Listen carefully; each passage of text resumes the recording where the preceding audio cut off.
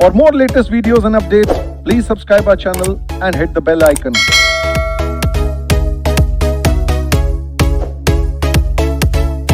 चलो आओ, last class में हमने पढ़ा था doctrine of constructive notice. Doctrine of constructive notice क्या बोलता है कि आप पढ़ा था, क्यों नहीं पढ़ा? डॉक्ट्रिन ऑफ कंस्ट्रक्टिव नोटिस का मतलब क्या था कि जो भी बंदा कंपनी से डील करने आ रहा है, वो कंपनी का एमओए, एओए, इवन वो सारे कागज जो आपने आरओसी को जमा कर रखे हैं वो पढ़ के आए। अगर और पढ़ के समझ के भी आए, समझ भी आना चाहिए। अगर वो पढ़ के समझ के नहीं आया तो उसका फॉल्ट है, उसकी सजा वो खुद भुगतेगा, वो कंपनी को बाउंड नहीं कर सकता। तो डॉक्ट्रिन ऑफ कंस्ट्रक्टिव नोटिस कहता है कि जो भी बात हमने एमओए, एओए, जो भी डॉक्यूमेंट रजिस्ट्रार ऑफ कंपनीज को दे रखे हैं, सामने वाला इंसान वो पढ़ के आए। अगर वो इसको नहीं पढ़ के आता तो इसकी जिम्मेदारी वो खुद लेगा कि वो कॉन्ट्रैक्ट कहीं अल्ट्रा वायरस ना निकले। अगर अल्ट्रा वायरस निकला तो वो कॉन्ट्रैक्ट वॉइड है। इसमें केस स्टडी पढ़ी, केस स्टडी का नाम था Ashbury railway company versus Riche. फिर हमने पढ़ा नहीं, डॉक्ट्रिन ऑफ कंस्ट्रक्टिव नोटिस का एक एक्सेप्शन है, क्या? Indoor management. वहां हमने पढ़ा एक बाहर वाला एमओए पढ़ के आया, एओए पढ़ के आया, लेकिन उसे अंदर की इंटरनल वर्किंग के बारे में थोड़ी ना पता हो सकता है। हालांकि हालांकि हालांकि जो स्पेशल रेजोल्यूशन है वो भी किसके साथ रजिस्टर होते हैं? रजिस्ट्रार के साथ। लेकिन उस केस में उसने क्या बोला कंपनी ने कि हम ऐसा रजिस्टर करवा लेंगे। तो जब जो चीज रजिस्ट्रार के पास है ही नहीं, हम झांक कैसे लें? कोई हमें अंदर थोड़ी ना घुसने देगा, कंपनी के इंटरनल वर्किंग्स थोड़ी ना देखने देगा। तो हमने भरोसा कर लिया, हमने कांटेक्ट कर लिया। तो ऐसे में कहा गया कि नहीं, बाहर वाले की गलती नहीं है, क्योंकि वो अंदर की गलतियों को नहीं झांक सकता, इंटरनल वर्किंग्स को चेक नहीं कर सकता, इसलिए उसको इसका बेनिफिट मिलेगा। तो इंडोर में कंस्ट्रक्टिव नोटिस में क्या पढ़ा था? डॉक्ट्रिन ऑफ कंस्ट्रक्टिव नोटिस में क्या पढ़ा कि आउटसाइडर तुमने अगर contact outside the power of MOA या outside the power of AOA किया है तो वो कॉन्ट्रैक्ट वॉइड है, आपको कोई बेनिफिट, कोई पैसा वापसी नहीं होगी। लेकिन इसका एक्सेप्शन क्या? डॉक्ट्रिन ऑफ इंडोर मैनेजमेंट, जो क्या कहता है बाहर वाला अगर एमओए, एओए पढ़ के आया लेकिन अंदर की वर्किंग की वजह से कॉन्ट्रैक्ट औकात के बाहर जा रहा है, लेकिन इंटरनल वर्किंग उसे पता नहीं चल सकती, इसलिए वो कॉन्ट्रैक्ट वैलिड है, यानी उसको उसका पैसा मिलेगा। आज हम पढ़ने वाले हैं इसकी भी एक्सेप्शन। मतलब इंडोर मैनेजमेंट किसको बेनिफिट दे रहा था? आउटसाइडर को, कि तुम्हें कंपनी की इंटरनल वर्किंग के बारे में पता नहीं हो सकता, आपको आपका बेनिफिट मिलेगा। लेकिन आज हम इनके भी एक्सेप्शंस पढ़ेंगे। मतलब अगेन आपको बेनिफिट नहीं मिलेगा, नहीं मिलेगा, नहीं मिलेगा। Doctrine of constructive notice, outsider तुम्हें बेनिफिट नहीं मिलेगा, तुम एओए पढ़ के क्यों नहीं आए। इंडोर मैनेजमेंट तुमको बेनिफिट मिलेगा क्योंकि तुम तो पढ़ के आए हो, इंटरनल वर्किंग्स थोड़ी ना झांक सकते हो, तो वो तुम्हें पता नहीं हो सकता, तो उसका बेनिफिट तुम्हें मिलेगा। लेकिन आज हम इसके भी क्या पढ़ने वाले हैं? एक्सेप्शन। यानी अगेन कॉन्ट्रैक्ट क्या हो जाएगा? वॉइड या वैलिड? वॉइड, यानी आपको कोई बेनिफिट्स नहीं मिलेगा। तो एक्सेप्शन नंबर वन है एक्चुअल और कंस्ट्रक्टिव नॉलेज ऑफ इरेगुलरिटी। अगर एक कंपनी का डायरेक्टर जरूरत पड़ने पे कंपनी को अपनी जेब से पैसा दे रहा है, आर्टिकल्स में लिखा था कि एक डायरेक्टर तुम कितने रुपए का लोन उठा सकते हो बाहर से? 2 लाख का। तुम्हें बस यही पावर है, अगर इससे ऊपर लोन उठाना है तो शेयर होल्डर से पहले अप्रूवल ले लो, अदरवाइज ये अल्ट्रा वायरस टू डायरेक्टर हो जाएगा, डायरेक्टर तेरी औकात के बाहर। और अगर आप चाहते हो कि वो औकात के बाहर है और कंपनी की औकात के अंदर है, लोन ले सकती है कंपनी, तो आपको उसको रेटिफाई करना पड़ेगा, अप्रूव करना पड़ेगा, शेयर होल्डर से परमिशन ले लो। तो डायरेक्टर को क्या लगा, अरे मैं ही तो कंपनी चला रहा हूँ, मैं ही तो डायरेक्टर हूँ, अरे बोलो हाँ, तो मैं अंदर बाद में अप्रूवल ले लूंगा। उसने 8 लाख रुपए का लोन ले लिया, मतलब अपनी जेब से उठा के किसको दे दिया? कंपनी को, कि बाद में क्या करूंगा? शेयर होल्डर से अप्रूवल ले लूंगा। शेयर होल्डर नालायक निकले, उन्होंने अप्रूवल नहीं दी, उन्होंने ऐसा पास नहीं किया, उन्होंने कहा जो तूने लोन दिया हम इसे अप्रूव नहीं करते। और अगर अप्रूव नहीं करते मतलब ये अल्ट्रा वायरस टू डायरेक्टर हो गया, यानी डायरेक्टर तेरी औकात के बाहर, इसलिए ये कॉन्ट्रैक्ट क्या है? वाइड। इसलिए हम तुझे तेरा पैसा नहीं देंगे, जो 8 लाख कंपनी को दे दिया वो तेरे को वापस नहीं देंगे। अब वो बेचारा डायरेक्टर क्या कह रहा है, त्वाहिमाम मुझे इंडोर मैनेजमेंट का बेनिफिट दो। तो जब बात कोर्ट में गई तो कोर्ट ने एक सिंपल सी बात बोली कि आप आपको इंडोर मैनेजमेंट का बेनिफिट तब मिलता है जब आपने इंटरनल वर्किंग्स के बारे में ना पता हो। लेकिन डायरेक्टर तुम तो कंपनी के अंदर रहते हो, कंपनी में क्या हो रहा है क्या नहीं हो रहा है ये तो तुमको पता है, तो तुम कैसे कह सकते हो तुम्हें इंडोर मैनेजमेंट का बेनिफिट मिले? यानी इस केस में डायरेक्टर को इंडोर मैनेजमेंट का बेनिफिट नहीं मिला।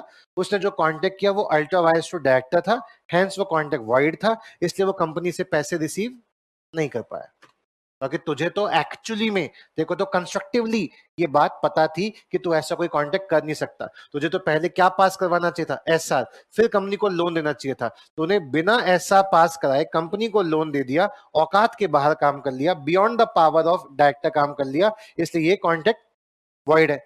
इसको रेक्टिफाई करके अप्रूव कर सकते थे, लेकिन शेयर होल्डर नालायक है, उन्होंने अप्रूवल दिया नहीं। तो इस केस में तेरी तो लंका लग गई, तुझको इंडोर मैनेजमेंट का बेनिफिट नहीं मिलेगा, बाकी तुझे एक्चुअली में पता था कि कंपनी में जो भी हो रहा है वो गलत हो रहा है, तो तूने गलत का सहारा क्यों दिया? और दिया भुगत, कोर्ट तेरी कोई मदद नहीं करेगा। इस केस स्टडी का नाम था Harvard versus patent ivory manufacturing company. ये कंपनी की तीसरी केस स्टडी है जो आप पढ़ रहे हैं। पहली आपने कौन सी पढ़ी? Ashbury versus Riche. दूसरी कौन सी पढ़ी? Royal British Bank versus Turquand. तीसरी कौन सी पढ़ रहे हैं? Harvard versus patent ivory manufacturing company. पढ़ो क्या लिखा है। The rule does not protect any person when the person dealing with the company has already in notice whether actual or constructive of irregularity. उसको पहले से ही पता है मैं जो कंपनी को लोन दे रहा हूं 8 लाख रुपए का, वो औकात के अंदर है औकात के बाहर है, तो क्यों किया ये काम? तो आपको ये बेनिफिट नहीं मिलेगा। In Harvard versus patent ivory manufacturing company where the director could not defend, वो डिफेंड नहीं कर सकता अपने आप को on the issue of debenture to themselves. उसने क्या किया? कंपनी के डिवेंचर अपने नाम पे ले लिए और डिवेंचर के बदले कंपनी को क्या दे दिया? 8 लाख। लेकिन डिवेंचर 8 लाख की कंपनी कब इशू कर सकती थी? जब ऐसा पास होता, बोलो हाँ। तो because they should have known the extent to which they were lending money to the company required the assent of the general meeting, shareholder की जनरल मीटिंग में अप्रूवल की जरूरत थी, which they had not obtained। तो तूने जो debenture अपने पास ले लिए वो डिवेंचर वैलिड है इनवैलिड है? इनवैलिड है। क्यों? क्योंकि वो डिवेंचर बिना ऐसा पास कराए तूने ले लिए, मतलब उस डिवेंचर के बदले तेरे को पैसा वापसी नहीं मिलेगी। हम ये मान के चल रहे हैं डिवेंचर तो कभी इशू कोई नहीं, तूने जो डिवेंचर के बदले कंपनी को पैसा दिया, लोन दिया, हम मानेंगे ये लोन कॉन्ट्रैक्ट वॉइड है। आई बात समझ? अरे हाँ है ना। तो इंडोर मैनेजमेंट का बेनिफिट नहीं मिलेगा। इसका पहला रूल क्या बना? अगर आपको एक्चुअली में क्या है नॉलेज है कि भैया ये भैया फॉर एग्जाम्पल आपको एक्चुअल नॉलेज है ना कि आईजीपी की फीस ऋषभ गौर को नहीं दे सकते। ऋषभ गौर आईजीपी का एम्प्लॉय नहीं है, ऋषभ गौर आईजीपी को सर्विसेज देता है, यानी मैं बैलेंस शीट में एज अ क्रेडिटर आता हूँ, मैंने सर्विसेज दी बदले में पैसा लेके जाता हूँ। आप बैलेंस शीट में एज अ डेटर आते होंगे, आप डेटर से कैश में कन्वर्ट हो सकते हैं, पूरा पैसा दे दोगे तो कैश आ गया आईजीपी के पास। तो मैं जब आईजीपी के अंदर का हिस्सा ही नहीं हूं, मैं तो आईजीपी को सर्विसेज देता हूँ, आईजीपी मेरी सर्विसेज लेके वो आपको दे रहा है। मैं आईजीपी से जीएसटी चार्ज करता हूँ, आईजीपी आपसे जीएसटी चार्ज करता है, बोलो हाँ। तो इसका मतलब आप मुझे फीस दे ही नहीं सकते, और अगर आप में से किसने मुझे फीस दे दी और मैं वो फीस लेके भाग गया तो आप कह सकते हो आईजीपी हमने तो फीस तुमको दे दी। आईजी बोलेगा हमें कब दी? तुमने किसको दी? ऋषभ गौर को। जब ऋषभ गौर से लेते रहो, ऋषभ गौर थोड़ी ना ऑथराइज है फीस लेने के लिए। तो अगर आपको एक्चुअली में पता है कि मैं ऑथराइज नहीं हूँ फिर भी आप मुझे फीस दे रहे हो, तो आपको इंडोर मैनेजमेंट का बेनिफिट, क्योंकि आपको तो अंदर की गतिविधियों के बारे में पता था। आई बात समझ? Point number 2। दूसरा पॉइंट क्या है? Suspiciousness of irregularity. सस्पिशियस का मतलब क्या होता है? संदेह। इरेगुलरिटी, ये काम कंपनी में सही तरीके से नहीं हो रहा, गलत तरीके से हो रहा है। एग्जाम्पल के तौर पे मैं कुछ लिख रहा हूं यहाँ पे,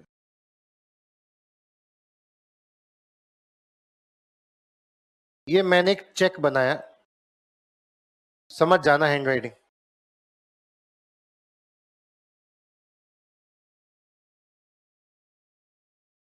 शायद ये समझ ना आ रहा हो लेकिन ये तो समझ आ रहा है। 1000 रुपए लिखे भाई।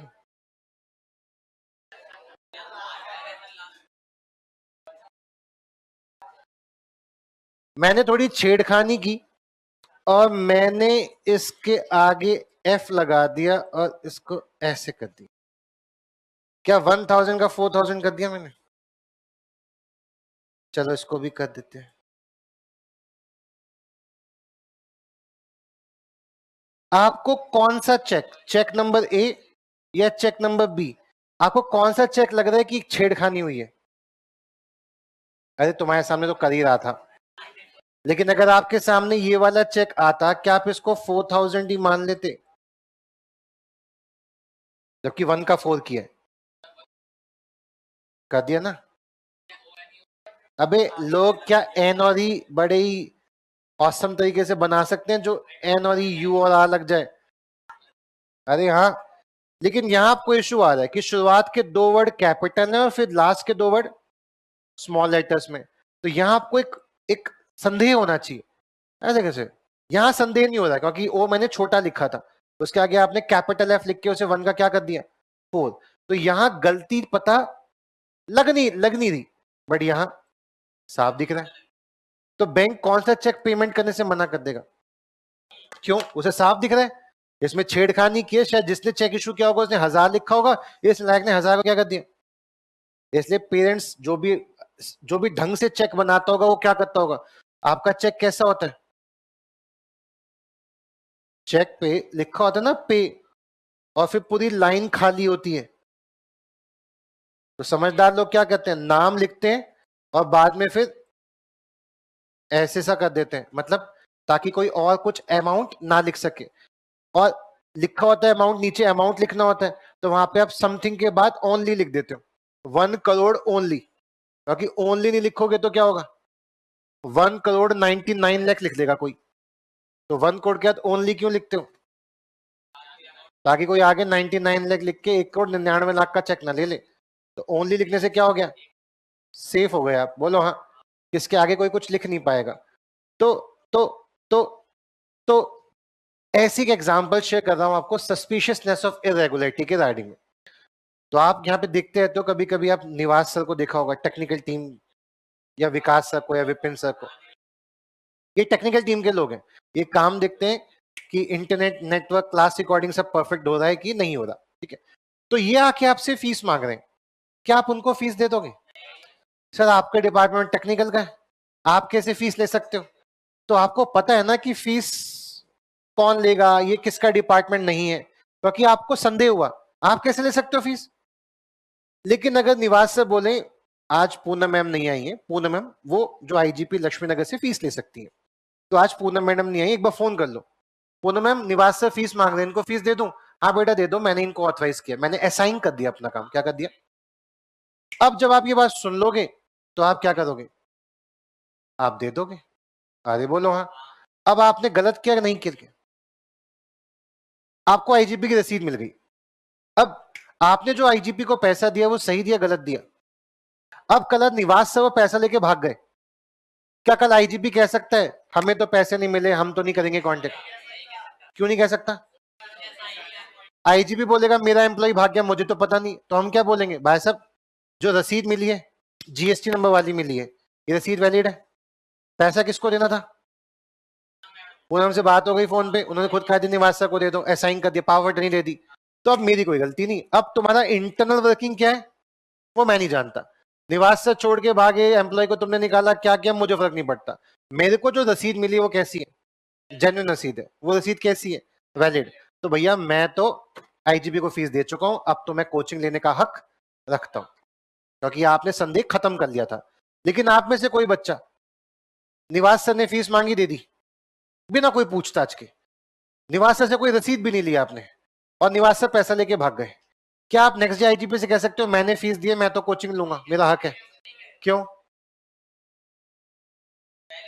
क्योंकि जहां संदेह की गुजाइश तो नहीं है, गुंजाइश है, हिंदी भी खराब हो गई अब, जहां संदेह की गुंजाइश लग रही है कि निवास से फीस कैसे ले सकते हैं, ये तो उनके अथॉरिटी नहीं है, और वहां भी आप बिना सोचे समझे, बिना इंक्वायरी के किसी को क्या दे रहे हो, फीस दे रहे हो, तो ये आपकी गलती है।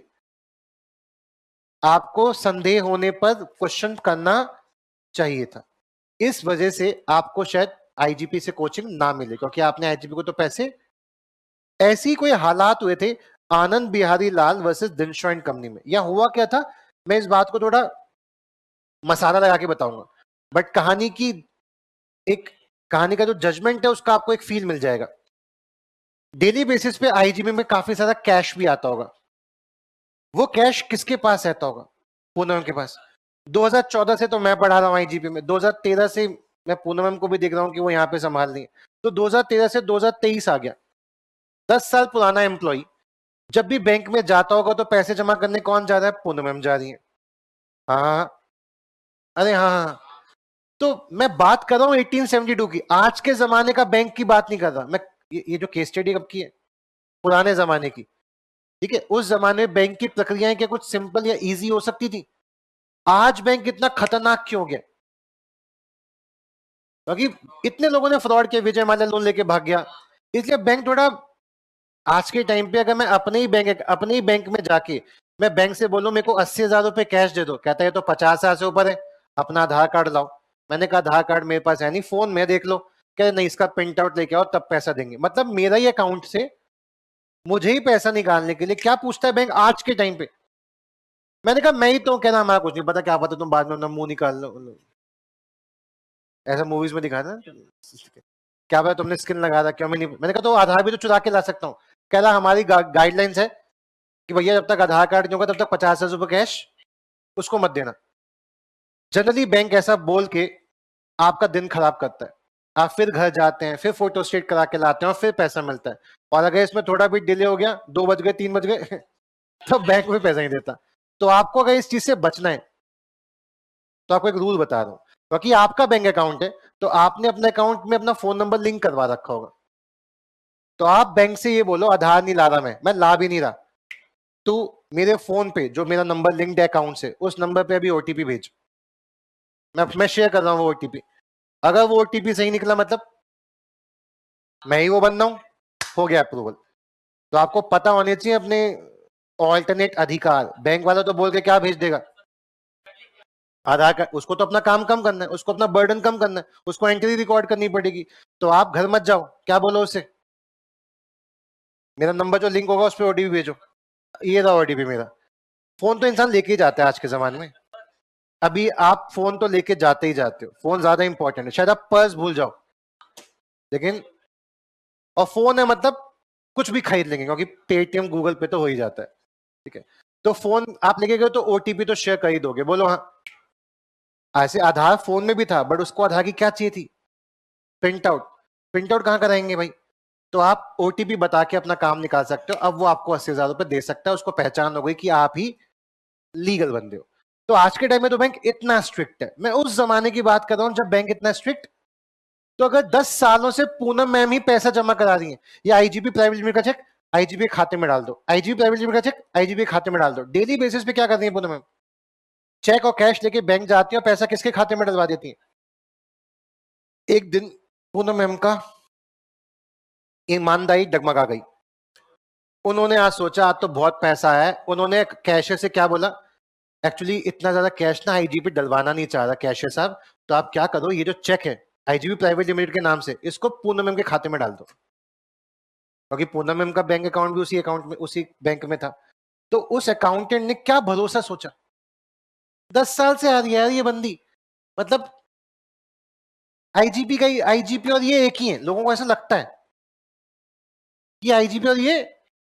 उन्होंने वो पैसा किसके खाते में डाल दिया? पूनम के खाते में। पूनम मैम के खाते में एकदम से आ गए 25 लाख, वो 25 लाख लेके हो गई नेपाल फरार। हमारे हिसाब से फॉरेन कंट्री नेपाल तो मैम कहां भाग गई? नेपाल, आईजीपी का पैसा लेके। जब आईजीपी को पता चला इतने सारे बच्चों ने इतने सारे चेक दिए थे, तो आईजीपी ने जाके बैंक से पूछा, हाँ भाई ये चेक आपने अभी तक क्लियर क्यों नहीं किए? कह रहा कर तो दिए। कहाँ किया? हमारे अकाउंट में तो दिख नहीं रहा क्रेडिट। कह रहा पूनम के खाते में कर दिया। आईजीपी पहला सवाल क्या करेगा, आपने पूनम के खाते में क्यों डाले? चेक पे क्या लिखा था? IGP private limited. तो आपको चेक किसके खाते में डालना चाहिए था? उसने बोला लेकिन पूनम मैडम 10 साल से आ रही हैं, तो इसमें इशू क्या हो गया? तो आप सिंपल सी बात क्या रखोगे कोर्ट में, जज साहब हमें पैसे नहीं मिले, इस कैशियर साहब से बोलो कि हमारे खाते में पैसा जमा करे, जो इन्होंने किसके खाते में डाल दिया, हमारे पास नहीं पहुंचा वो पैसा। तो अब बताओ वो जो अकाउंटेंट कैशियर होगा वो क्या कोर्ट में बात रखेगा? जैसा मुझे क्या पता पूनम मैडम इनके इंस्टीट्यूट से इंस्टीट्यूट छोड़ के भाग गई, इनके इंटरनल वर्किंग को थोड़ी ना झांक सकता हूं मैं। तो बताओ आईजीपी क्या अपना तथ्य रखेगा? आईजीपी बोलेगा क्या आपको संदेह नहीं हुआ कि ये पैसा जो आईजीपी के अकाउंट का चेक है ये आपको किसके खाते में डालना चाहिए? आईजीपी के में। आपने पूनम के खाते में कैसे डाल दिया? क्या आपके पास कोई पावर ऑफ अटॉर्नी थी?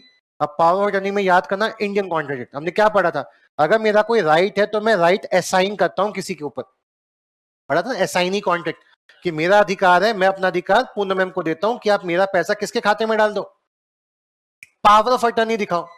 तो बैंक ने बोला वो तो मैंने नहीं ली, बस वही तूने गलती कर दी।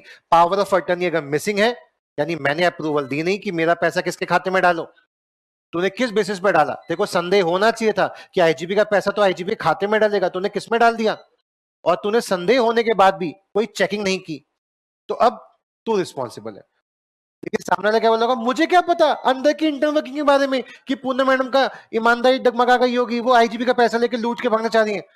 वो तो यही बोल रहा ना, मुझे क्या पता इंटरनल वर्किंग के बारे में, क्या पूनम मैडम आईजीपी में रही कि नहीं रही।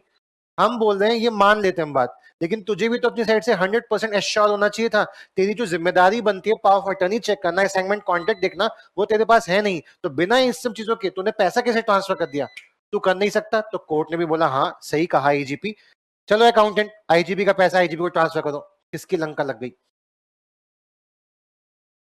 इसी वजह से फ्यूचर पास्ट में इतने ज्यादा पंगे हो चुके हैं, इसलिए आज के टाइम में बैंक जिसका पैसा होता है उसको भी देने से पहले आधार कार्ड मांगता है। तो बैंक के इतने स्ट्रिक्ट रूल्स अब क्यों बन गए? क्योंकि पास्ट में लोगों ने ऐसे बहुत नालायकी हरकतें की। आई बात समझ में? तो ये जो केस स्टडी है पुराने जमाने की है आज के जमाने की है? आप ऐसा बोल सकते हो आईजीबी प्राइवेट लिमिटेड का पैसा कोई पूनम के खाते में क्यों डालेगा? क्योंकि आप उस जमाने में कभी डील ही नहीं किया, आपको पता ही नहीं कि किसी जमाने में इतने सिंपल रूल्स थे। ये रूल्स इतने हार्ड इसलिए बने क्योंकि पास में इतने पंगे हो रखे। पढ़ेंगे प्लीज। स्टडी का नाम क्या है? आनंद बिहारी लाल वर्सेस दिनशो। ये पूरा पॉइंट एक ही है, प्लीज पढ़ेंगे। सस्पिशियस ऑफ इरेगुलरिटी से लेके प्रॉपर्टी तक पढ़ो। सर फुल स्क्रीन करना, पढ़ो पढ़ो पढ़ो। क्या बड़े लोग नेग्लिजेंस लापरवाही कर सकते हैं? नहीं, लापरवाही हमने पढ़ा था बच्चा कर सकता है, वो भी 7 साल तक, लॉ ऑफ टॉट। बड़े लोग लापरवाही मतलब मैं डेली अपने ड्राइवर के साथ जा रहा हूं अपने बच्चे को स्कूल छोड़ने के लिए, आज मैं नहीं गया, आज सिर्फ ड्राइवर गया, और क्या स्कूल वाले मेरे बच्चे को ड्राइवर के साथ भेज देंगे? ये मानते हो कि डेली ड्राइवर आपके साथ ही तो आता है? नहीं, उन्हें पहले किससे कंफर्म करना पड़ेगा? पेरेंट से कि भैया आज सिर्फ ड्राइवर आया, आपने यार भेज दें। हाँ हाँ भेज दो यार, मैं नहीं भेजा उसको, आज मैं कहीं बिजी था आ नहीं पाया। तब भेजेगा स्कूल वाला, क्योंकि स्कूल में भी पास्ट में ऐसे बहुत सारे क्राइम कि बच्चे को कोई और लेके भाग गया। तो भैया आज के टाइम में स्कूल भी ऐसी हरकत नहीं करता। संदेह होता है ना कि आपका बच्चा कोई और कैसे ले जा सकता है, तो पेरेंट पहले बता के रखते हैं दादी जी के घर पे छोड़ देना, ये दादाजी का घर है, इसका नानी के पास छोड़ देना, ये भी हमारा ही घर है, इन जगहों पे छोड़ सकते हो, इनके अलावा हमें बच्चे को बस से कहीं और नहीं ड्रॉप करना। तो पहले से वो ऑथराइज करके रखते हैं, पहले से वो अटर्नी देके रखते हैं, अदरवाइज कोई भी अरे गहरे को आपका बच्चा नहीं सौंपेंगे। तो बैंक आज के स्कूल आज के टाइम पे इतनी सिक्योरिटी क्यों बरतता है? और अगर स्कूल ने बिना किसी आपके अथॉरिटी के किसी को भी आपका बच्चा थमा दिया तो क्या स्कूल जिम्मेदार होगा? स्कूल तुम ऐसी नेग्लिजेंसी नहीं कर सकते, तुम्हें संदेह होना चाहिए था, तुम्हें संदेह का पता लगाना चाहिए था। तो संदेह को पता लगाओ, वहां पे आप संदेह को बिना पता लगाए छोड़ नहीं सकते। पढ़ेंगे सस्पिशियसनेस, संदेह हुआ किस चीज का? इरेगुलरिटी का। तो यहाँ पे एक इंपॉर्टेंट वर्ड है, प्लीज अंडरलाइन कर लेना, सबसे लास्ट में लिखा होगा पावर ऑफ अटर्नी। अकाउंटेंट को क्या देखना चाहिए था?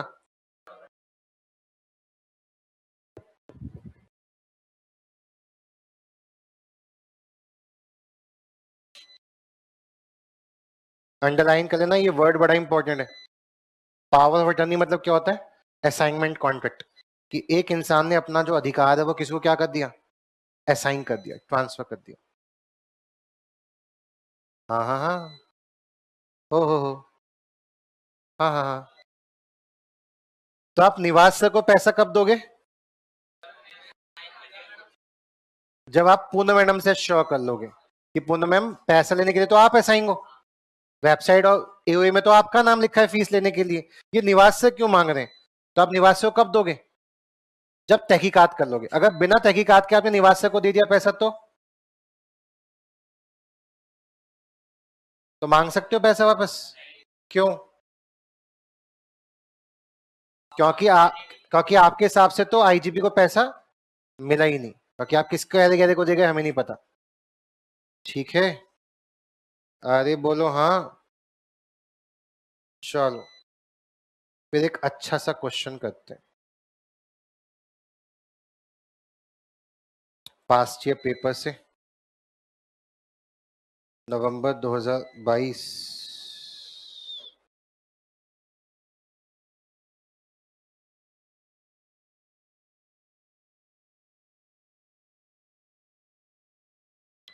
ध्यान से पढ़ना, टॉपिक तो चुनू ज्यादा, क्वेश्चन इतना बड़ा है 4 मार्क का। पढ़ो, नवंबर 2022 का क्वेश्चन पेपर चेक कर दें।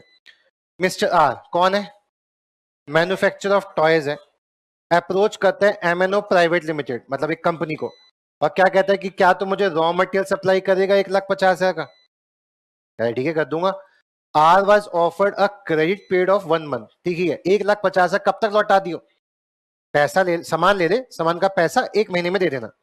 Mister R went to the company prior to due date, वो पैसे कब लेके पहुंच गया, 1 महीने से पहले, और वहां किससे मिला, सी कौन है, employee of at the billing counter who convinced, उसने उसको कन्विंस कर दिया कि पेमेंट आप मुझे कर सकते हैं सर, क्योंकि आज कैशियर लीव पे है,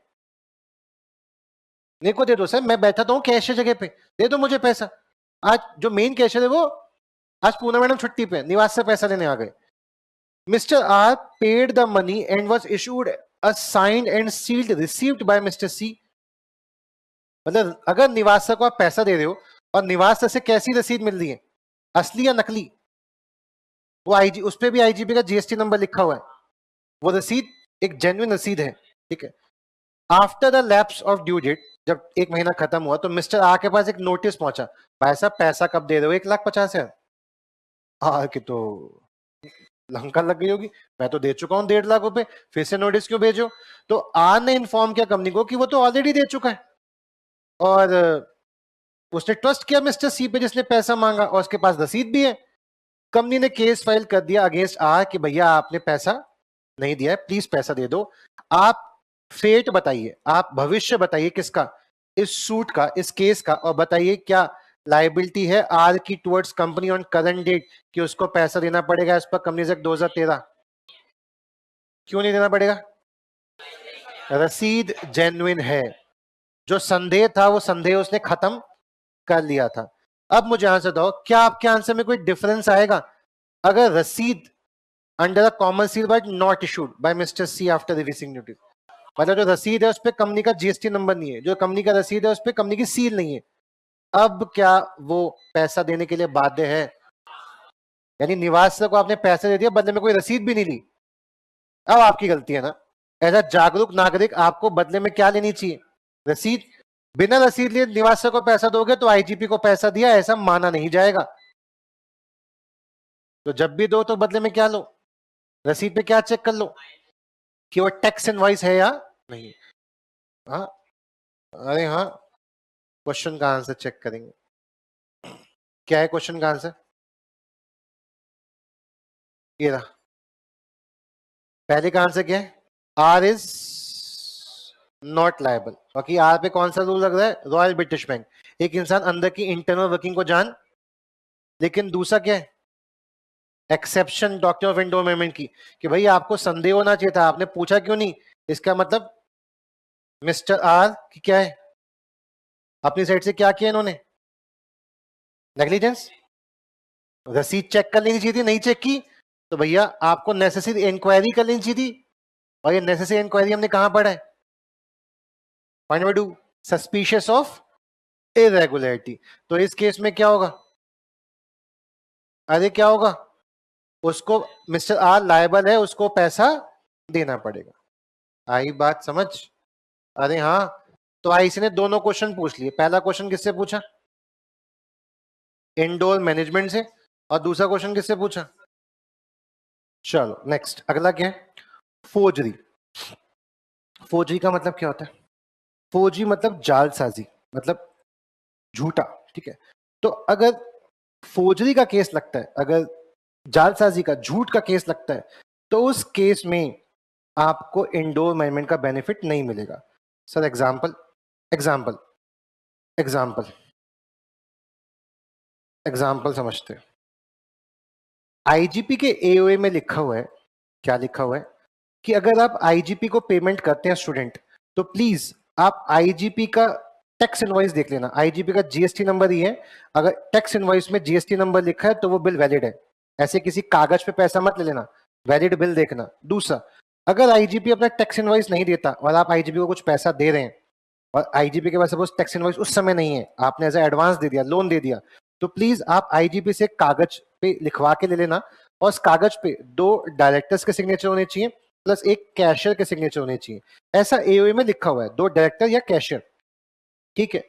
आप आईजीपी के पास आए, आपने आईजीपी को पूनम मैडम से बात की, फिर आपने बोला ठीक है मैडम मैं पैसा दे देती हूँ।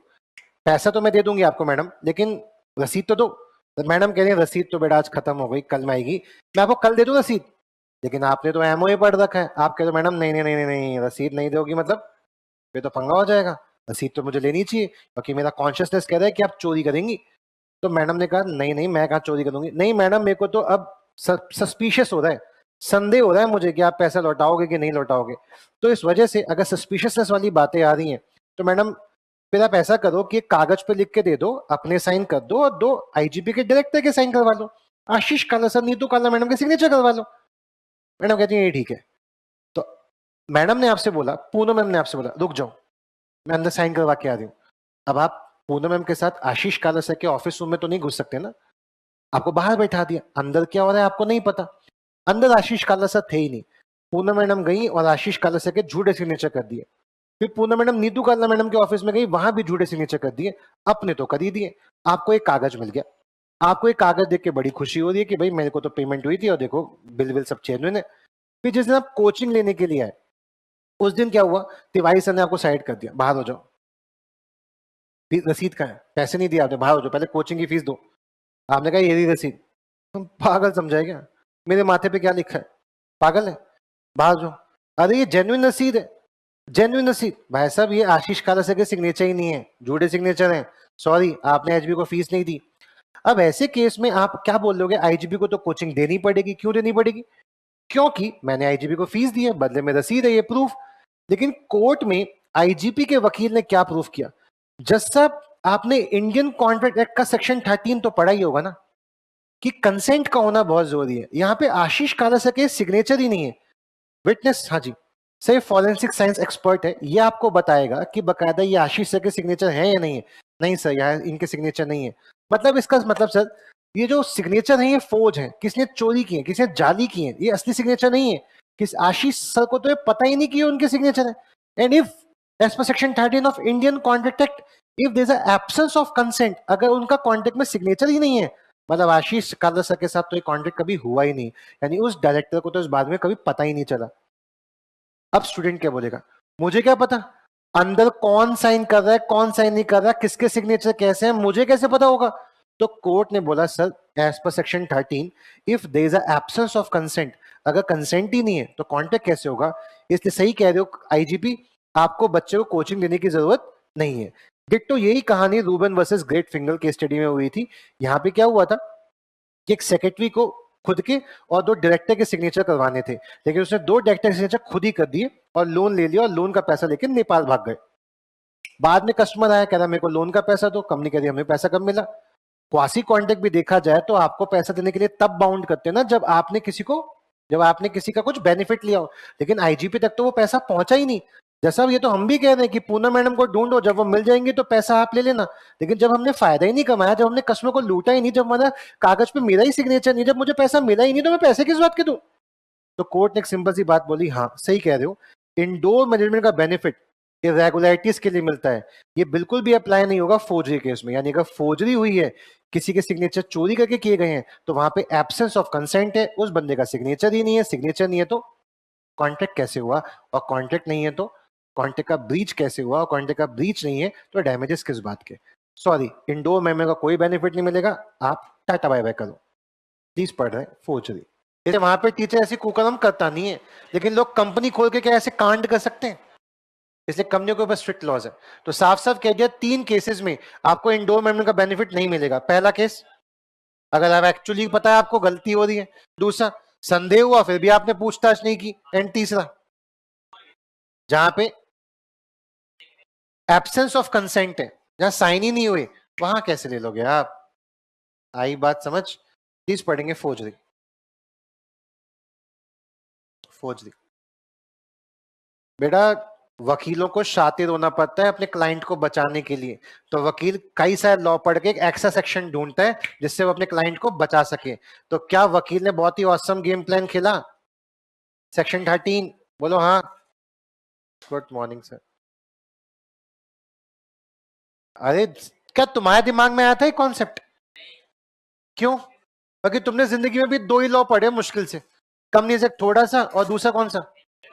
जब आप इंडिया के सारे लॉ पढ़ चुके होंगे और आपको वो लॉ याद भी होंगे, तो क्या आप अपने क्लाइंट को कहीं ना कहीं बचा लोगे कि संविधान में ऐसा लिखा है, यहाँ पे इस लॉ में ऐसा लिखा है? क्योंकि इंडिया में इतने लॉ बने हुए हैं कि एक लॉ दूसरे लॉ की बैंड बजा रहा है।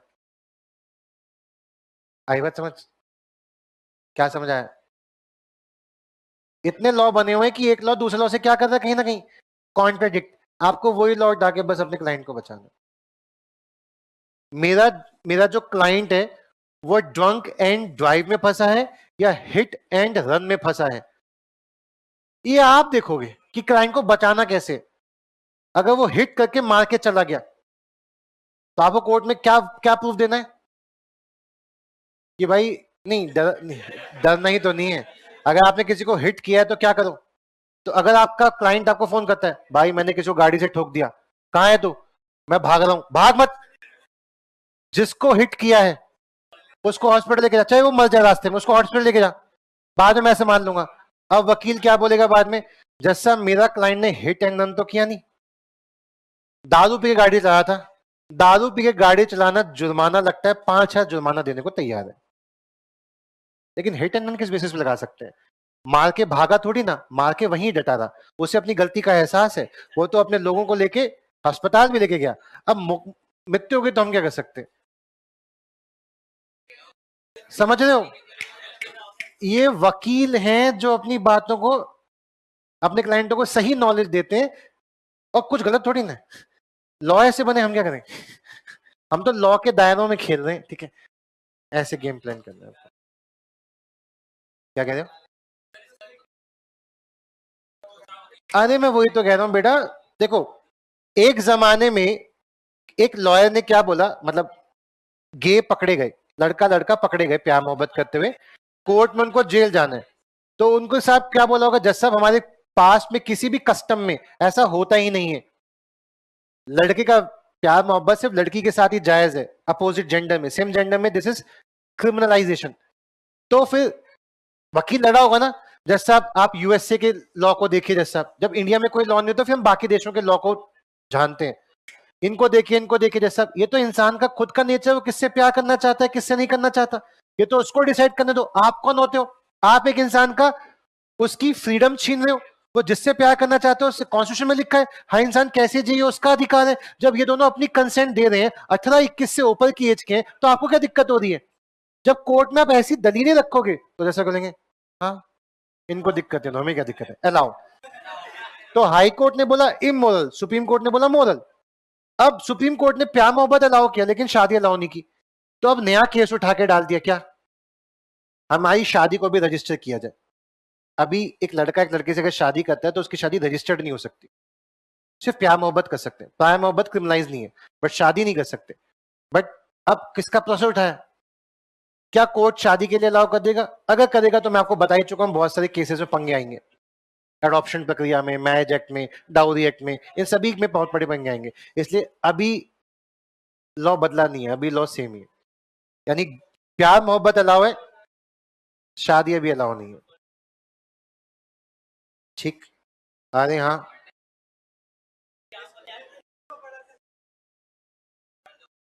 चलो वापस आएंगे। कंपनीज एक्ट का पहला पन्ना खोलेंगे, पन्ने का नाम है 127, नंबर है, सॉरी नाम नहीं नंबर है। पृष्ठ संख्या 127 किया ओपन? अरे हाँ हाँ हाँ, कर लिया।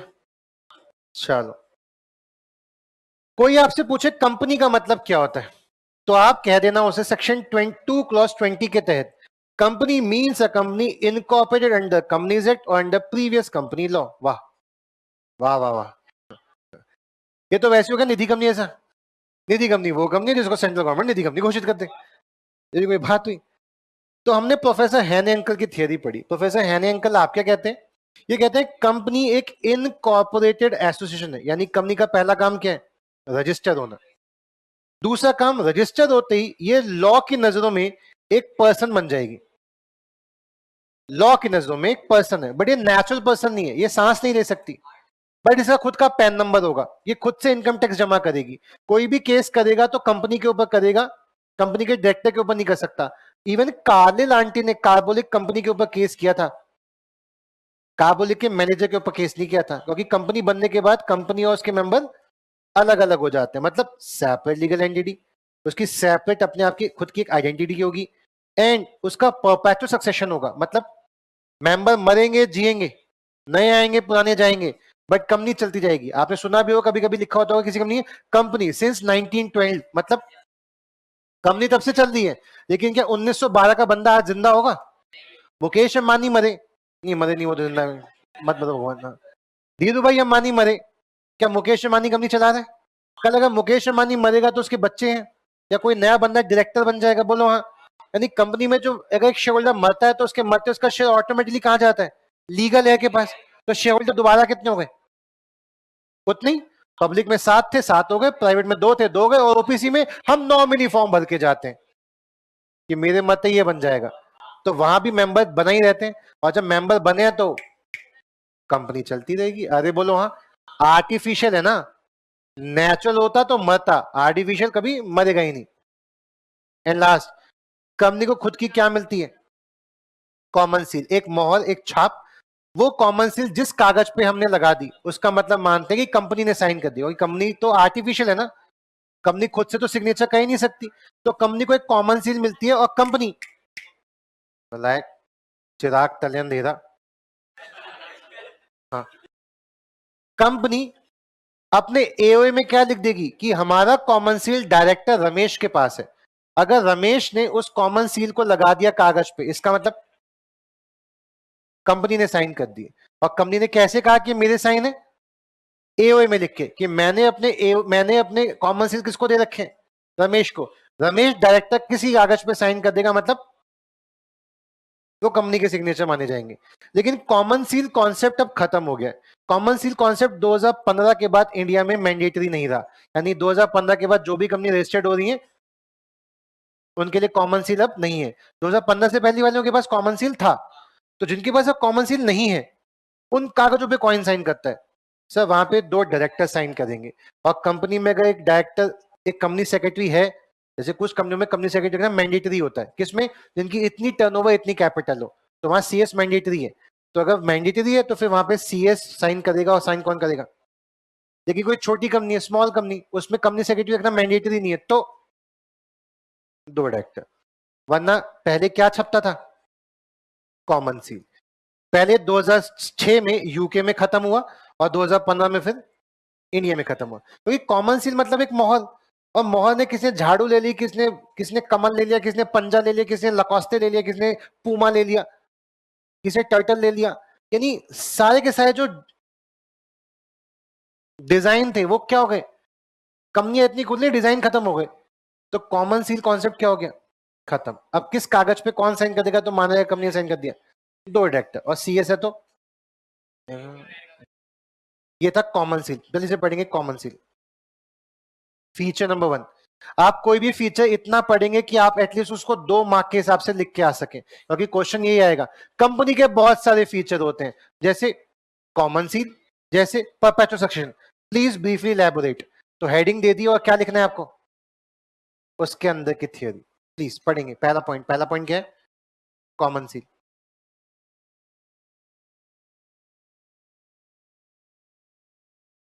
कंपनी में सीएस है तो सीएस और डायरेक्टर, कंपनी में सीएस नहीं है तो 2 डायरेक्टर। पढ़ेंगे बेटा, गप्पे नहीं मारेंगे।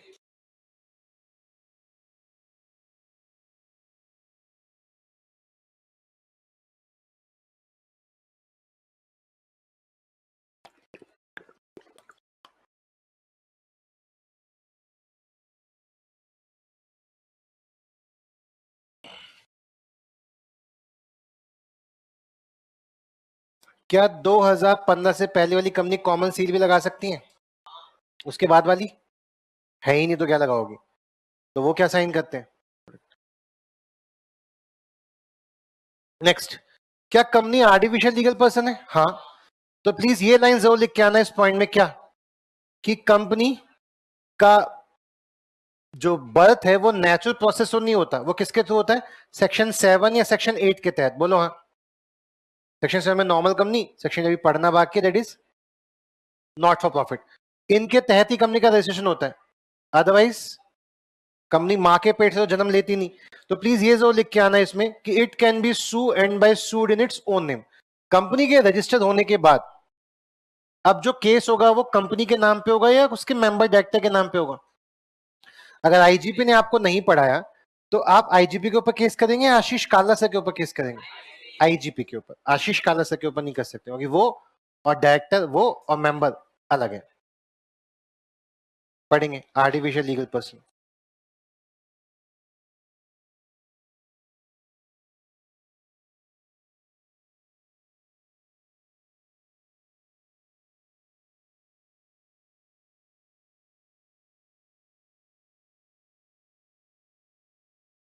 कंपनी कौन से काम नहीं कर सकती? जैसे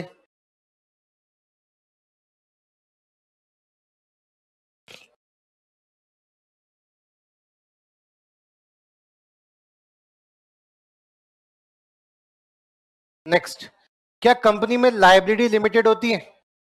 लेकिन कंपनी 3 टाइप की हो सकती है, लिमिटेड बाय शेयर, तो वहां पे कितना पैसा देना होगा? जितने रुपए का शेयर है, 10 रुपए का शेयर तो कितना देना पड़ेगा?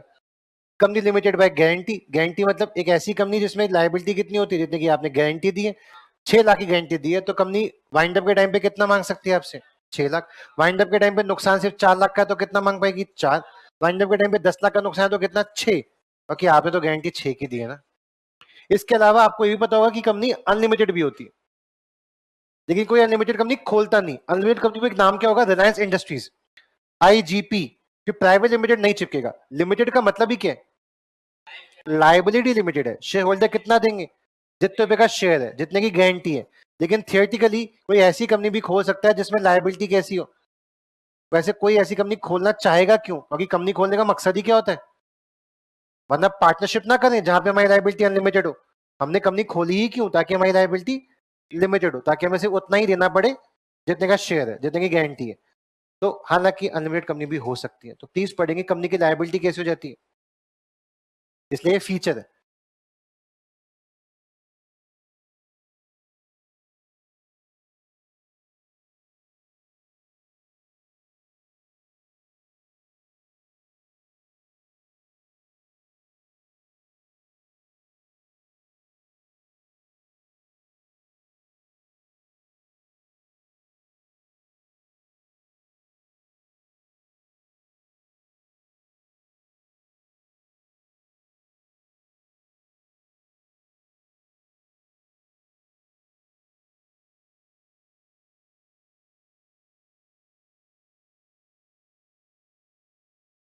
ठीक है, आगे बोलो हाँ। नेक्स्ट अगला, परपेचुअल सक्सेशन। इसमें क्या लिखा है ना? मेंबर मर सकता है, चेंज हो सकता है, बट कंपनी चलती रहेगी कब तक? जब तक वाइंड अप नहीं हो जाती।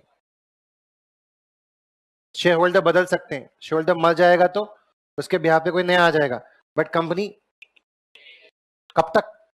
जब तक वाइंड अप नहीं होती। और हम तो मानते हैं कंपनी कभी वाइंड अप होने के लिए खोलते ही नहीं। कंपनी तो क्यों खोलते हैं?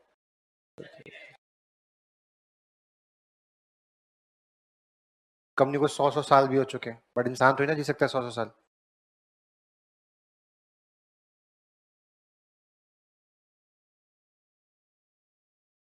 ठीक है, अरे बोलो हाँ। चलो लास्ट क्या बचा, separate legal entity. Separate entity मतलब जब कंपनी रजिस्टर्ड हो जाएगी तो कंपनी एक पर्दा पहन लेगी, उसे हम बोलते हैं कॉर्पोरेट व्हील। क्या बोलते हैं? व्हील मतलब पर्दा, कॉर्पोरेट मतलब कॉर्पोरेट व्हील। जैसे हम सेक्शन 7 में कंपनी को रजिस्टर कराएंगे और रजिस्टर हो जाएगी तो कंपनी अलग हो जाएगी और उसको रजिस्टर करवाने वाले लोग अलग हो जाएंगे। प्रोमोटर अलग है और कंपनी अलग है, डायरेक्टर अलग है और कंपनी अलग है। अब आपका जो भी पंगा है, जो भी कॉन्ट्रैक्ट है, किससे लेना देना है? कंपनी के साथ। अब आप प्रोमोटर डायरेक्टर मेंबर को लायबल नहीं कर सकते। इसे बोलते हैं कॉर्पोरेट व्हील, इसे बोलते हैं सेपरेट लीगल एंटिटी। यहाँ दो केस स्टडी पढ़ेंगे, एक पढ़ेंगे नॉर्दर्न एश्योरेंस वर्सेस मकौरा और दूसरी पढ़ेंगे सैलोमन वर्सेस सैलोमन। तो पहले पढ़ रहे हैं Macaura versus Northern Assurance Company Limited, जहां ये प्रूफ हुआ कि कंपनी और मेंबर अलग है, तो कंपनी को कंपनी से डील करो, मेंबर से डील मत करना। आपने आईजीपी में जगह जगह ऐसा लिखा हुआ देखा होगा, आशीष कालराज आईजीपी। सिर्फ आईजीपी नहीं लिखा होता, क्या लिखा होता है? आशीष कालराज आईजीपी। हाँ, सी आशीष कालराज आईजीपी। क्या जो लिखा हुआ है, क्या ये वर्ड का एग्जैक्ट यही मतलब है या ये वर्डिंग सही नहीं है? अगर आप प्राइवेट लिमिटेड कंपनी हो तो आपकी अकेली की तो कंपनी हो नहीं सकती, क्योंकि प्राइवेट कंपनी खोलने के लिए एटलीस्ट कितने शेयर होल्डर चाहिए? दो। तो आशीष कालराज आईजीपी ये वर्ड ही सूट नहीं करता, क्योंकि कंपनी में एटलीस्ट कितने मेंबर होंगे, मिनिमम कितने डायरेक्टर होंगे? दो। तो आपकी अकेली कैसे हो सकती है? लोग बोल देते हैं रिलायंस कंपनी मुकेश अंबानी की है, ये सही वाक्य है गलत वाक्य है? क्यों? क्योंकि कुछ शेयर्स तो आकांक्षा ने भी ले रखे हैं। यानी रिलायंस कंपनी की मालकिन कौन है? आकांक्षा। बट आकांक्षा कितनी मालकिन है? 0.0006%। क्योंकि उनके पास जो शेयर्स हैं वो मुकेश अंबानी कंपैरिजन में ना के बराबर है।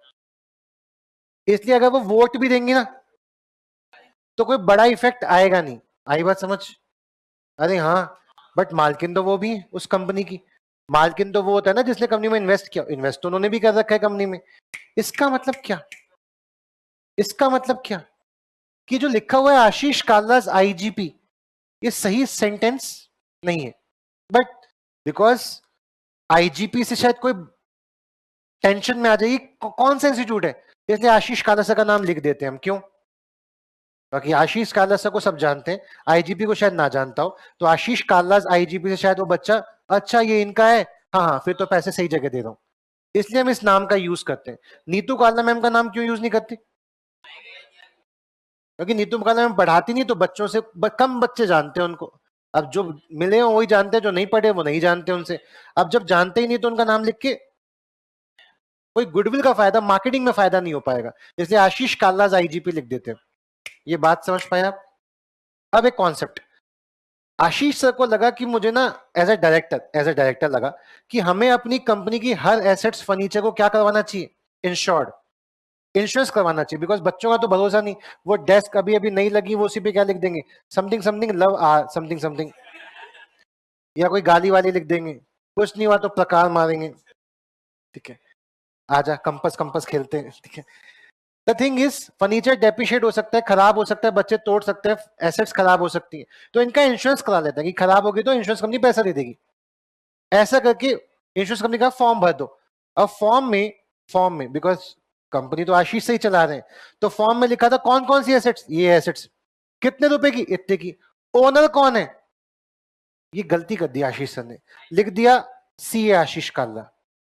अरे पैसा जमा कर दिया, इंश्योरेंस का मनी प्रीमियम जमा कर दिया। जब एक्चुअली में कुछ खराब हुआ तो आशीष सर ने बोला चलो एलआईसी इंश्योरेंस कंपनी प्रीमियम दो, तो लमसम अमाउंट दो जितने का हमने इंश्योरेंस करवाया था। इंश्योरेंस कंपनी कही ठीक है दे दूंगा, आप रसीद दिखा दो कौन कौन से एसेट डेप्रिशिएट हुए। जब वो कागज दिखाए, अरे तो आईजीपी प्राइवेट लिमिटेड के नाम से ना, आपका एसेट कहां डैमेज हुआ? आशीष सर ने कहा मैं ही तो आईजीपी नहीं, आप अलग हो, आईजीपी अलग है। मैंने कॉन्ट्रैक्ट आपके साथ किया लेकिन आपकी तो एसेट ही नहीं है। जिसकी एसेट डेप्रिशिएट हुई उसकी कंपनी ने एसेट ही उसने कॉन्ट्रैक्ट ही नहीं किया, प्रीविटी ऑफ कॉन्ट्रैक्ट, वो आईजीपी केस कर नहीं सकता और आपको मैं पैसा दूंगा नहीं, होगी आपकी तो कोई एसेट डेप्रिशिएट। अब याद करना Indian contract act, insurance company कह रही है कि आशीष काला सर ने मेरे साथ फ्रॉड किया, उसने मुझे ऐसी एसेट बताई जो उन्होंने कहा कि वो उनकी है, बट वो तो उनकी एसेट है ही नहीं। और फ्रॉड में क्या कर सकती कंपनी, मैं कॉन्टेक्ट कैंसिल कर दूं, मैं पैसे से मना कर दूं। बैंक को पैसा देने जाओगे 2 लाख, बैंक नहीं मांगेगा आधार कार्ड, लेकिन बैंक से 2 लाख लेने जाओगे तो बैंक मांगेगा आधार कार्ड। यानी किसी को सामान लेते समय दिक्कत नहीं होती, दिक्कत कब होती है? हाँ, बात समझ नहीं आई? आप बताओ, क्या आईजीपी को इंश्योरेंस का पैसा मिलेगा या नहीं मिलेगा? क्यों नहीं मिलेगा? गलती क्या हो गई? ध्यान से पढ़ेंगे तो बेशक आशीष कालराज आईजीपी है, बट आपको ध्यान रखना है कि इस एसेट्स का ओनर कौन है। अगर ये एसेट्स आईजीपी की बैलेंस शीट में लिखी हुई है तो इसका बेनिफिट आईजीपी ले सकती है। आशीष सर, आपसे उस एसेट्स का बैलेंस ले सकते हो जो आपकी बैलेंस शीट का पार्ट हो। Okay, Ashish sir and IGP separate legal person. पढ़ेंगे Macaura versus Northern Assurance Company Limited. तो आप आशीष कालराज आईजीपी सोच के ये मत कर सोच लेना कि मेरे को फीस का रिफंड चाहिए तो मैं आशीष सर के ऊपर केस करूंगा। आप किसके ऊपर केस कर सकते हैं? बाकी आईजीपी रजिस्टर होने के बाद एक सेपरेट लीगल पर्सन है। पढ़ो केस स्टडी।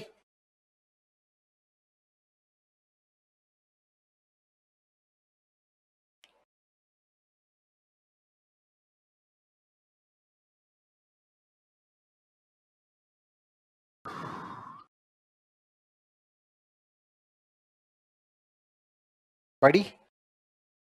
हाँ, पक्का पढ़ा। दूसरी केस स्टडी जो बहुत फेमस है वो है Salomon versus Salomon and company limited. Salomon uncle पहले जूते बनाते थे, फिर किसी ने बोला कि जूते बनाने की कंपनी खोल लेना। कंपनी खोलने के बड़े फायदे होते हैं, आओ सिखाता हूं। पहले मैंने एक कंपनी खोली, कंपनी नहीं खोली, मैं खुद से बिजनेस कर रहा था। लॉकडाउन में धंधा चौपट होने को नजर आया मुझे, तो मुझे क्या लगा, मुझे ऑल्टरनेट सोर्स ऑफ इनकम ढूंढनी चाहिए। तो मैंने कहा मैं क्या कर, मैं टीचिंग के अलावा क्या कर सकता हूँ।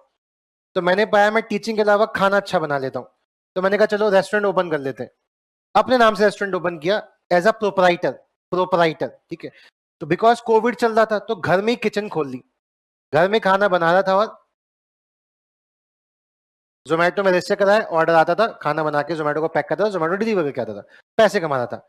फिर एक दिन ऐसा हुआ कि किसी किसी किसी कस्टमर ने मेरे ऊपर केस ठोक दिया कि खाना पुराना है या खाना बासी है, खाना खराब है। अब केस किसके ऊपर हुआ, कंपनी या मेरे? तो मुझे उसे एज अ कंपनसेशन, बिकॉज खाना होलसम नहीं था, पढ़ चुके आप, ये आपने नहीं पढ़ा, सीर्स ऑफ गुड सेगमेंट में पढ़ेंगे, खाना अगर होलसम नहीं है, कैसा है, खाने योग्य नहीं है, तो उस इंसान को डैमेज हो गया और कोर्ट ने बोला चलो ऋषभ 2 लाख रुपए का डैमेज दो। यानी मुझे घर से पैसा लाना पड़ा एक्स्ट्रा। मैंने तो रेस्टोरेंट कितने नाम की कैपिटल से खोल लिया था, कितनी कैपिटल चाहिए, 10,000 रुपए की मैंने कैपिटल लगाई। पार्टनरशिप फर्म खोलने के लिए क्या 1 लाख 5 लाख कैपिटल चाहिए? 2 रुपए से शुरू कर दो, सेल से आ रहा है पैसा, कैपिटल लगाने की हमें जरूरत है ही नहीं। तो 10,000 का मैंने कैपिटल लगाई थी, लेकिन फिर मुझे अपनी गाड़ी बेचनी पड़ गई क्योंकि पैसे तो है नहीं, गाड़ी बेच के मुझे कस्टमर को 2 लाख देने पड़े।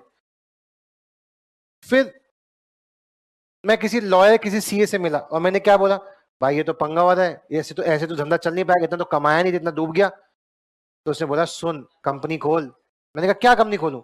ऋषभ गौर पराठा प्राइवेट लिमिटेड, ये एक प्राइवेट लिमिटेड कंपनी खोल। और प्राइवेट क्यों, तू तो ओपीसी खोल भाई, इकलौता पार्टनर बन, 1% कंपनी खोल। और 1% कंपनी भी कंपनी होती है, वहां भी सैप कॉन्सेप्ट लगेगा। मैंने कहा ठीक है। कह रहा आप क्या कर, कह रहा आप 10,000 रुपए का,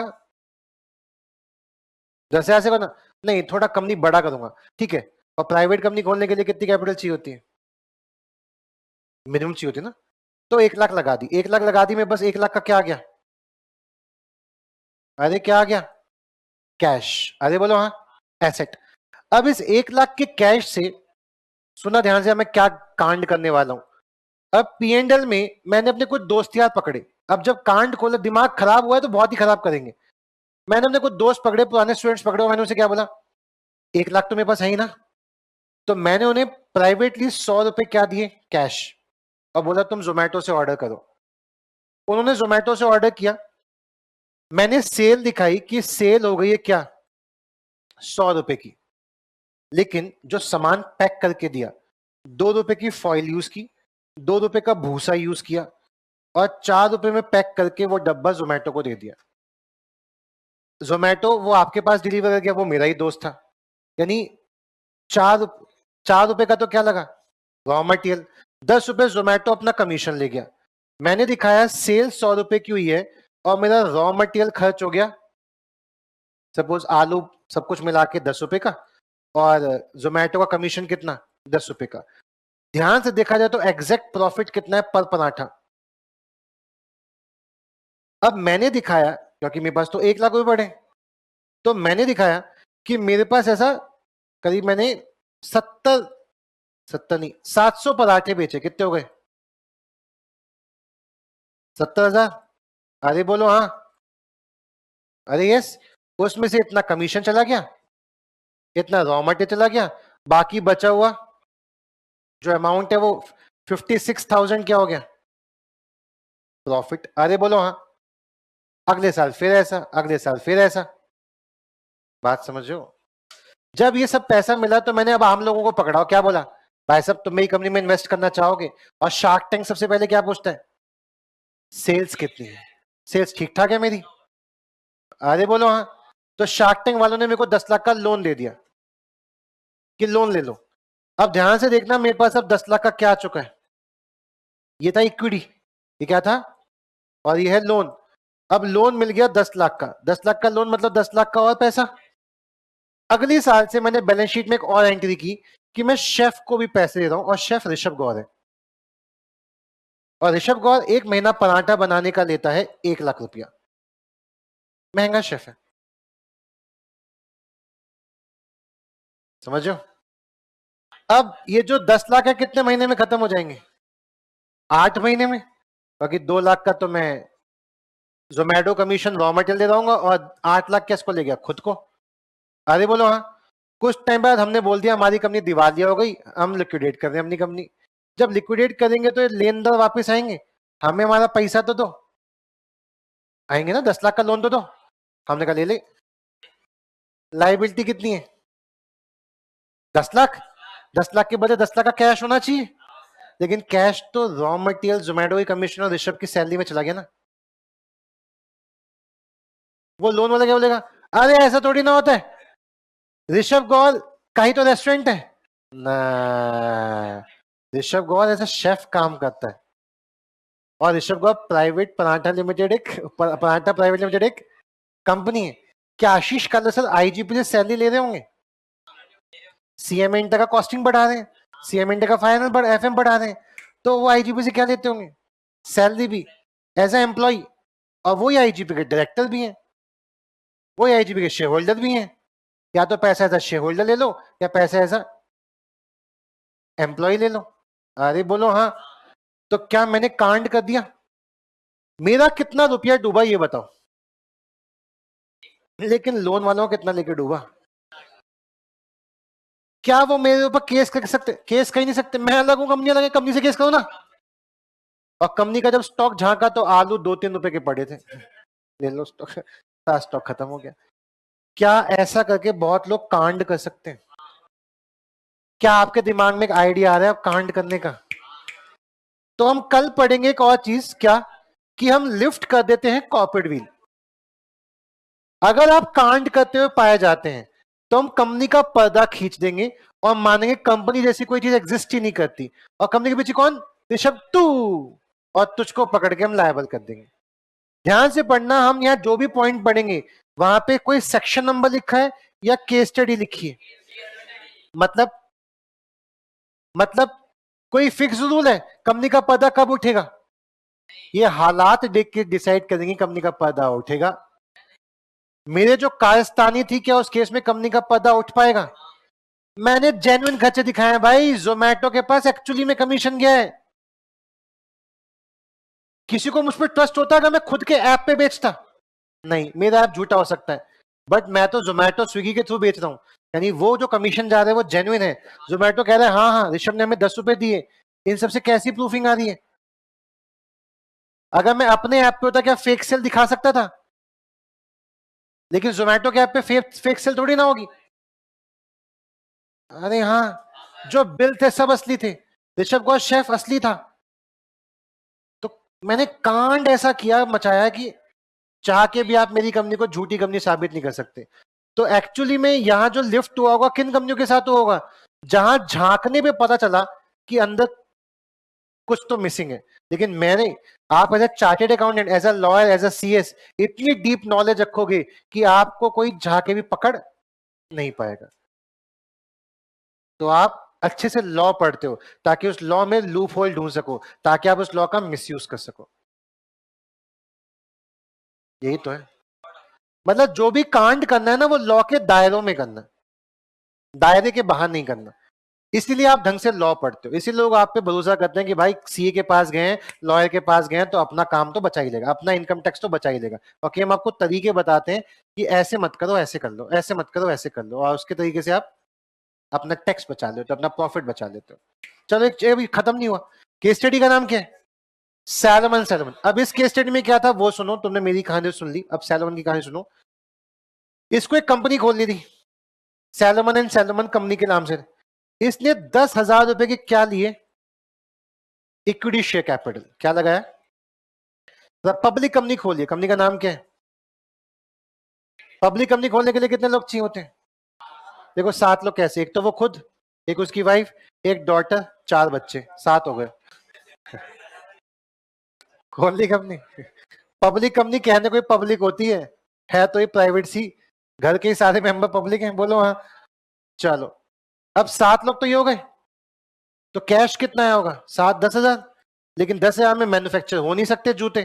तो सैलोमन ने क्या किया, कंपनी को 10 लाख एज अ लोन दिए। और लोन कैसा? Secured loan.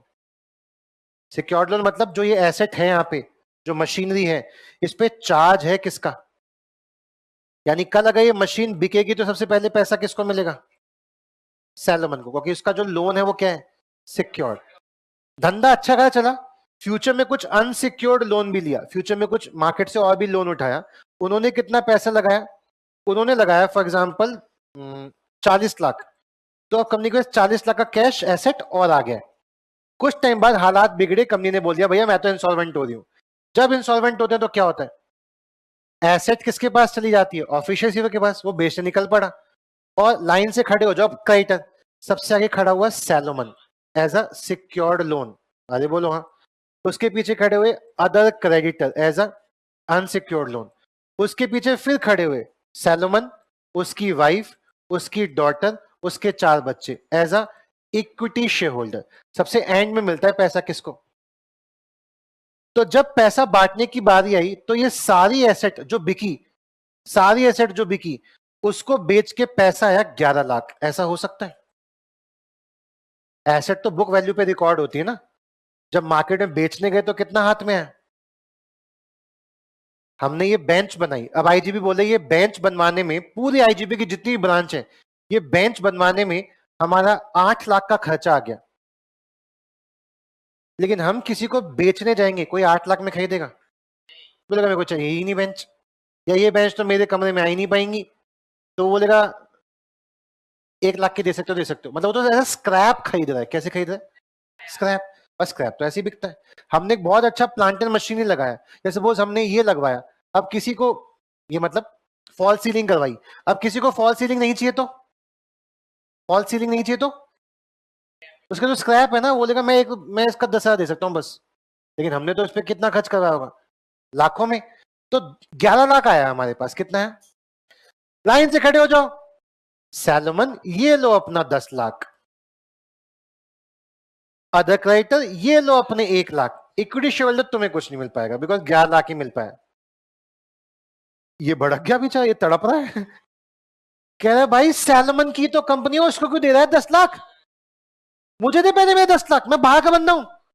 नहीं, सैलमन अलग है, एज अ सिक्योर्ड लोन।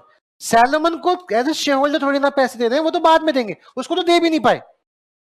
अब देखो सैलमन का एक्चुअल नुकसान कितना हुआ? सिर्फ 10,000।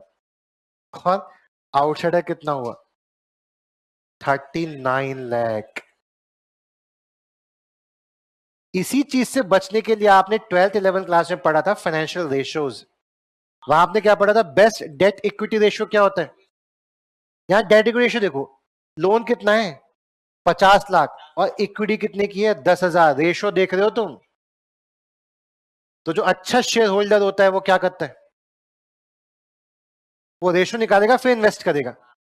और जो गधे इन्वेस्टर होते हैं, वो गधे इन्वेस्टर जो होते हैं वो यूट्यूबर को देखते हैं और यूट्यूबर कहता है लगा दो इस कंपनी में पैसा, इस कंपनी के दाम बढ़ने वाले हैं। आकांक्षा शर्मा, आप यूट्यूबर नहीं हो, आप इंस्टाग्रामर हो, इसलिए प्लीज इस बात को इग्नोर करना, आपके ऊपर कोई लांछन नहीं लगा रहे हो। आकांक्षा शर्मा कह रही है कि इस कंपनी में इन्वेस्ट कर दो, और जो पढ़ा लिखा इंसान नहीं वो लगा देगा। बट इस बीच आकांक्षा शर्मा ने क्या किया, उन्होंने उस कंपनी में इन्वेस्ट कर रखा था, उनके इन्फ्लुएंसर बहुत हैं, उनकी बातों से आ जाते हैं, उनकी बातों में इन्फ्लुएंसर। अब उनकी बातों को सुन के बहुत लोगों ने उसमें इन्वेस्ट किया, पर हमें भी खरीदना है शेयर, हमें भी खरीदना है, और परचेज की वजह से, सेल कम होने की वजह से दाम बढ़ गए। इकोनॉमिक्स पढ़ के बैठी है मैडम। जब शेयर के दाम बढ़े वो अपने शेयर बेच के निकल ली आपका शेयर टक गया जहां पर टकना था अरे बोलो हाँ। तो कौन लोग हैं जो बिना सोचे समय मार्केट में इन्वेस्ट कर देते हैं, जो ये देखते हैं टिप मिल जाए, टिप मिल जाए, टिप मिल जाए। और टिप देने वाले टिप देते क्यों हैं? अगर मेरे पास पैसा कमाने की कोई मुर्गी होगी, आपके साथ शेयर करूंगा? मैं तो अपने ट्रेड सीक्रेट शेयर करूंगा, मैं कैसे कमा रहा हूं पैसा। लेकिन आम इंसान को क्या लगता है, मेरे पास सीक्रेट आ गया। अगर सबके पास सीक्रेट होता तो पहले तुम अमीर बोलो, हमें अमीर बाद में करना। क्या मुकेश अंबानी ट्रेड सीक्रेट सिखाएगा मैं कैसे कमाता हूं? वो नहीं पेलेगा ज्ञान, पहले कमा तो लूं ये ज्ञान पेलने कौन निकलते हैं, जिनको ऐसे कमाना है आई बात समझ है नहीं? करोड़ों के करोड़ों यूट्यूबर इंस्टाग्राम में पैसे नहीं कमा रहे, करोड़ में से कोई 2 लोग पैसे कमा रहे होंगे, लाखों करोड़ों में 2 करोड़ की जनता में से, 1 करोड़ की जनता में से 4 या 5 लोग कमा रहे होंगे। लेकिन उनसे इन्फ्लुएंस होकर न जाने कितने लोग कितनी वीडियो बनाते रहते हैं कि कभी मैं भी यूट्यूबर पे मोनेटाइज करूंगा पैसा, और उसके चक्कर में यूट्यूब कमा रहा है। यूट्यूबर एक को देता है पैसा, सबको थोड़ी ना देता है, बाकी वो इतनों की दुनिया चलवा रहा है अपनी, बाकी सब लोग उसको फॉलो कर रहे हैं, वो भी यूट्यूब वीडियो बना रहे हैं, और ऐसा काम हो रहा है। तो हम क्या देख रहे हैं, रेशो देख के इन्वेस्ट करो, रेशो देख के इन्वेस्ट करो, ऐसे हवा में इन्वेस्ट मत करो। तो ये अनसिक्योर्ड कैटेगरी लंका लग गई, क्योंकि गवर्नमेंट ने तो क्या बोला, सैलोमन अलग है। क्या आपको इससे नए नए आइडिया आ रहे हैं दिमाग में कि हम भी कंपनी खोल के क्या करेंगे? घोटाला, घोटाला किसके साथ कर पाओगे? क्या 40 लाख का लोन कोई बैंक देगा? बैंक पढ़ा लिखा है, वो रेशियोज देखेगा। किसको फंसाओगे? ऐसे इंसान को जिसने लॉ नहीं पढ़ रखा, जिसको रेशियोज के बारे में कुछ नहीं पता, तो सिर्फ क्या देख के इन्वेस्ट करता है, सेल कितनी है। अबे ये तो देख ले, सेल के बराबर ही तो लॉस है, मतलब खर्चे हैं, प्रॉफिट तो है ही नहीं। तो बाइजू, जोमैटो, स्विगी सब लॉस मेकिंग कंपनी है, बट फिर भी इसमें इन्वेस्टमेंट करने वाले बहुत लोग हैं। क्यों? ये सेल्स दिखा रहे हैं, जबकि सेल्स जितनी है उतनी कस्टमर एक्विजिशन कॉस्ट है। क्या मैं भी सेल दिखा सकता हूं? मैं क्या बोलूं, 25,000 रुपए का मैंने कस्टमर से पैसा कमाया, 100 कस्टमर है, मैंने कितना कमाया? 25 लाख। और 25 लाख आपको वापस कर दूं as a student welfare expenses, मतलब आपसे बोलूं मैं आपको फ्री में पढ़ाऊंगा, लेकिन आप 25,000 पहले पैसे देना, फिर 25,000 मैं आपको वापस करूंगा, तो आप तो खुश हो गए, आपका तो 0 पैसे पे कोचिंग हो रही है। लेकिन दुनिया की नजर में मैंने तो 25 लाख छाप लिया। तो जोमेटो कैसे पैसे कमा रहे हैं? 25 लाख की सेल्स क्या दिखा के, 25 लाख के खर्चे। कस्टमर को एक्वायर करने में, एडवर्टीजमेंट में इतना खर्चा हो जाता है कि उसका कोई प्रॉफिट ही नहीं। लेकिन जो सामने वाला बंदा है क्या सोच के इन्वेस्ट करेगा, 25 लाख की सेल है भाई, अगले साल 50 लाख की सेल हो जाएगी। अबे रेशो तो देखो, जितना कस्टमर को एक्वायर करने में खर्चा हो रहा है उतना ही प्रॉफिट है, मतलब एक्चुअली में कंपनी कोई प्रॉफिट। तो जो ये सब रेशियोज पढ़ के, तो आकांक्षा में ऐसे इन्वेस्ट करती होंगी, सारे रेशियोज देखती होंगी, आकांक्षा में सारे रेशियोज देखती होंगी। लेकिन जो ऐरे गरे लोग उनकी वीडियोस देख रहे हैं, वो आकांक्षा को फॉलो कर रहे हैं। अब अगर आकांक्षा फ्रॉडस्टर निकली तो इन्वेस्टर बाद में गाली बकेंगे, और आकांक्षा अगर सच में लोगों की भलाई कर रही है और इन्वेस्टर का फायदा हो रहा है तो वाह वाह करेंगे। आई बात समझ? हाँ है ना? तो एक होता है छोटा फ्रॉड करने वाला, एक बड़ा फ्रॉड करने वाला। ये डिपेंड, मैडम की यूट्यूब पे, मैडम के इंस्टाग्राम पे लाइक्स फॉलो कब तक बढ़ते रहेंगे? जब तक कस्टमर का फायदा हो रहा है, बोलो हाँ। और अगर मैडम फ्रॉड से निकली तो एकदम से 1 मिलियन व्यूज 0 मिलियन व्यू में कन्वर्ट हो जाएंगे, जैसे MBA चाय वाला के साथ हुआ। तो लोगों को सोच समझ के इन्वेस्ट करना चाहिए। आप तो सीए हो, तो आपको अपने क्लाइंट का पैसा सोच समझ के लगवाना पड़ेगा। तो क्लाइंट आपसे उम्मीद करेगा कि भैया तूने सारे रेशियोज चेक कर लिए होंगे, वरना कोई सैलोमन वर्सेस सैलोमन करके लंका लगा जाएगा। प्लीज यहां से पढ़ना शुरू कर दें यहां तक। जज साहब को क्या बोलते हैं? My Lord. लॉर्ड मतलब भगवान। तो सुप्रीम कोर्ट का, हाई कोर्ट का जो जज होता है वो क्या है? भगवान है। तो भगवान मैक नॉर्टन ने क्या डिसीजन दिया वो भी पढ़ेंगे, कहानी क्या थी वो भी पढ़ेंगे सैलोमन वर्सेस सैलोमन।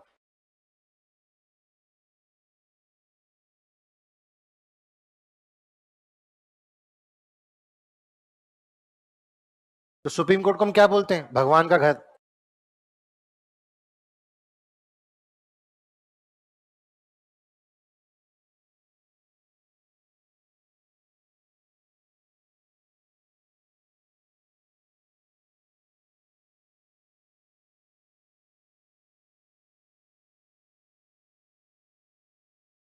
अपनी जेब से इन्होंने इतना पैसा लगाया, जिसमें से 20 आगे क्या लिए, 10 आगे क्या लिए, और बाकी क्या रखा?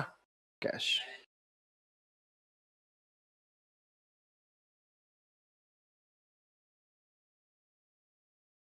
कुछ टाइम बाद अनसिक्योर्ड वाव से भी लोन लिया, कितने का?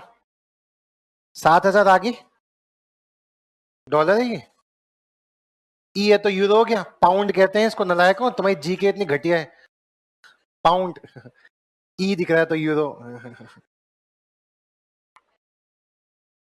तो जब पैसे देने की बारी है तो सबसे आगे कौन खड़ा होगा? ये 10,000। उसके पीछे कौन? तो सिक्योर्ड अनसिक्योर्ड क्रेडिट क्या बोल रहे? इसको पैसा क्यों दे रहे हो? ये और कंपनी एक ही तो है। आशीष कालराज आईजीपी लिखने से आईजीपी और आशीष कालराज सर एक नहीं हो जाते। आशीष कालराज सर अलग है, वो नेचुरल पर्सन है, और आईजीपी अलग है, वो एक आर्टिफिशियल पर्सन है। सेपरेट एंटिटीज है। जजमेंट क्या दिया पढ़ेंगे।